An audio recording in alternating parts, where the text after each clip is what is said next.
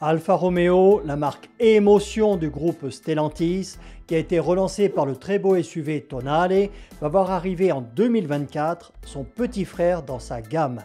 Il devrait porter le nom d'un col alpin situé entre l'Autriche et l'Italie, Brennero.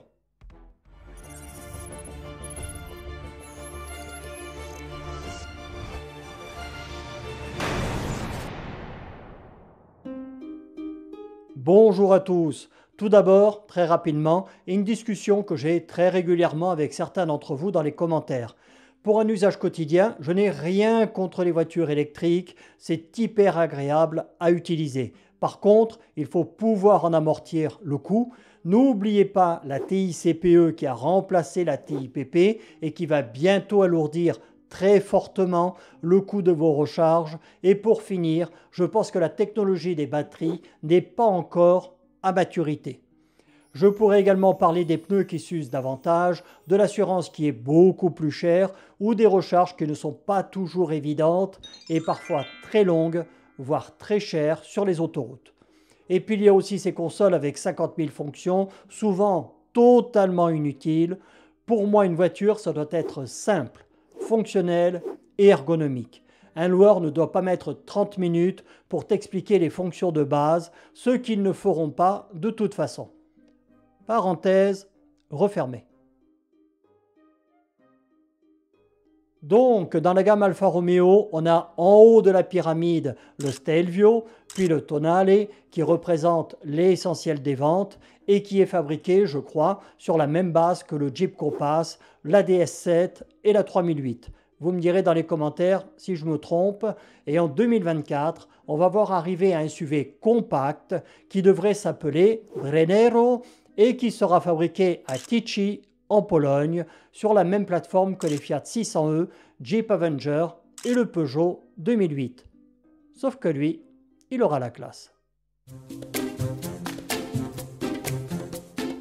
Voici les dernières photos qui ont fuité sur le net et mis à part l'intérieur dont on reparlera après, les différences avec ses cousins se situent surtout au niveau de la face avant. Donc même s'ils gardent un air de famille avec eux, l'ADN Alfa est là. Et cette double ligne de feu ainsi que ses formes très anguleuses me font un peu penser à la SZ de 1991. Oui, un peu quand même, non? L'intérieur, souvenons-nous de ce que nous disait Jean-Philippe Imparato il y a quelques années. Le pilote, le conducteur au centre, le moins possible d'écran dans la voiture. Je ne vends pas un iPad avec une voiture autour, je vends une Alfa Romeo. Et puis 3, je vais vous donner les sensations. Donc, bien sûr, il y aura des tablettes, mais pas alignées les unes à côté des autres, comme à la foire aux bestiaux. Moi, je trouve ça horrible. Non, comme dans les autres modèles de la gamme, ils vont les déguiser en vrais compteurs et c'est ça aussi qui continue de rendre les Alphas attachantes. Tu as toujours l'impression d'être dans une vraie voiture. Donc, SUV compact, on l'a dit, 4,20 m de long, un prix de départ compétitif aux environs de 30 000 € et au niveau mécanique, pas de surprise. Comme ses cousins, ce sera un moteur électrique de 156 chevaux, une batterie lithium-ion de 54 kWh et une autonomie WLTP d'environ 400 km.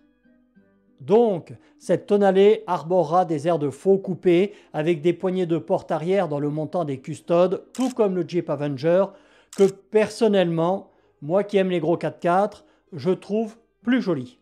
Mais bon. Mon aime gratte. Alors, dans un second temps, il pourrait y avoir une version en hybridation légère en 48 volts et 136 chevaux. À voir maintenant si, comme nous le promettait Jean-Philippe Imparato, cette version électrique nous retranscrira des émotions proches des versions thermiques. Petite déception pour ceux qui vivent à la campagne au son de gros rouleurs, il n'y a pas de version diesel de prévue au catalogue, comme il peut y avoir avec le Tonale par exemple.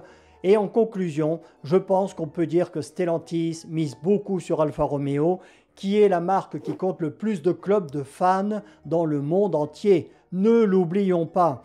Et qu'ils n'ont pas tort, car dans le groupe, c'est la seule marque qui rassemble autant les jeunes que les vieux, qui a une identité forte et pour l'instant, je pense qu'ils sont sur la bonne voie pour en faire la future marque leader du groupe. Oui, en Italie, parce que nous en France, on préfère toujours Peugeot. Salut à tous!